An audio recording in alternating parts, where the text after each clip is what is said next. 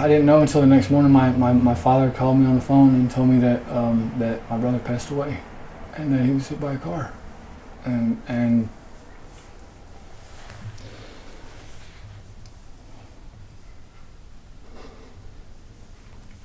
it's really hard on me because he's my brother, man.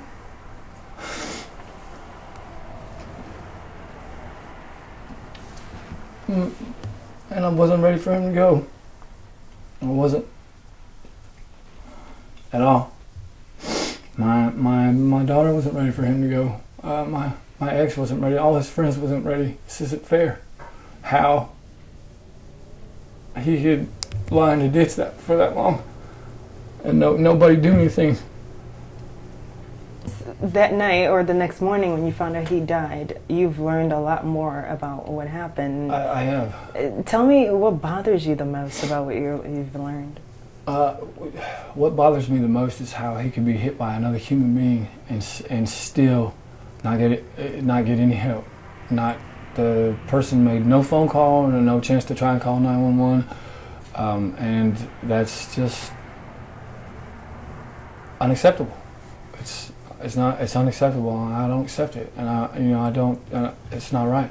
I mean, I wouldn't do that to a dog, unless a human being. But he had a wonderful heart. He cared about a lot of people, and he wasn't in the wrong on the way home on his bicycle. He wasn't in the middle of the road. He wasn't swerving or nothing like that. He was abiding by the law. I mean, he had the right of way, and for him to be denied that simple courtesy of, hey, this is common sense. This is something that everybody has. Everybody knows about the law. It doesn't matter if you're wrong or right. If you cause an accident, you need to stop. You need to call 911 if it's an emergency. If it's that bad. Nobody knows but that person that was there about how bad it was. It was obviously bad enough for him to have to call his lawyer instead of the police. I don't understand that. I just have one question. Why? What was more important than my brother's life? He told police that night that he thought he hit a deer or something along those lines.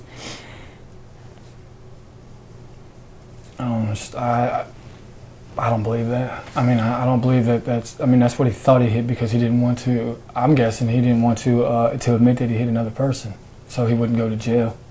Because he lied is what I think it is. I think he lied because of the fact that he didn't want to get in trouble because that he hurt somebody, and he didn't want to do his due diligence as a man, as a citizen, a person with a driver's license, to do the right thing.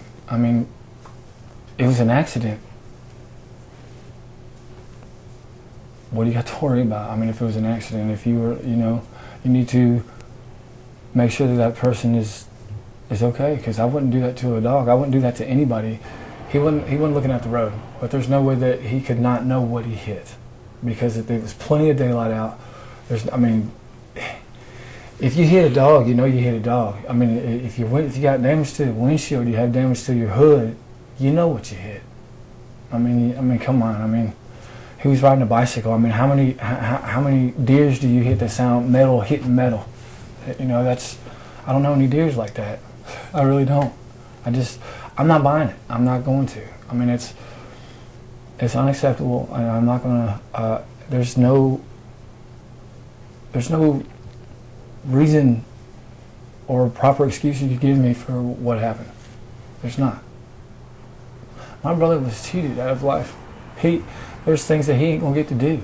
He didn't get to experience fatherhood. He didn't get to experience college if he wanted to, or anything, or any of the other things that normal people that go through life that get to experience. He didn't get to experience none of that. He didn't get to experience a happy marriage or anything. He was alone. He died by himself. In the ditch for an hour and a half. And they pronounced him dead at 10:17. He held on for an hour and a half. He would have made it if 911 was called. You believe that? I believe that with all my heart. I know for a fact. I don't understand how they can sleep at night knowing that you hit something. You don't drive down the road and call your lawyer. You get out of the car, go down there and see what you hit. If you're not sure you know what you hit. How do you want people to remember your brother? He was a good brother. He was a good person.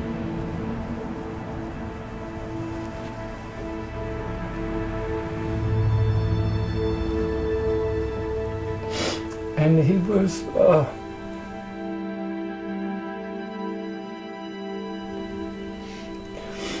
was cheated.